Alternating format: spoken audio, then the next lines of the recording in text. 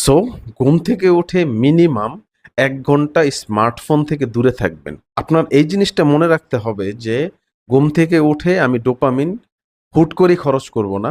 আমি ডোপামিন লেভেলটা মেইনটেইন করব যাতে সারাদিন আমি মোটিভেটেড থেকে কাজ করতে পারি। তাহলে এখন প্রশ্ন আসে যে হাই ডোপামিন রিলিজ কোন জিনিসগুলা করে? হাই ডোপামিন রিলিজ কিভাবে হয়? তাহলে এখন প্রশ্ন আসতে পারে যে কোন কাজগুলা করলে ডোপামিন হুট করে কমে যায়?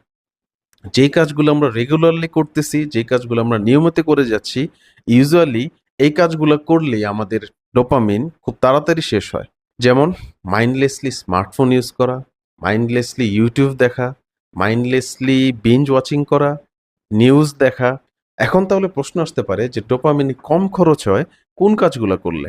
যদি আমরা ফিজিক্যাল বই পড়ি, যদি আমরা এক্সারসাইজ করি, যদি আমরা মর্নিং ওয়াকে বের হই, যদি আমরা মেডিটেশন করি, এর মাধ্যমে ডোপামিন স্লোলি রিলিজ হয়।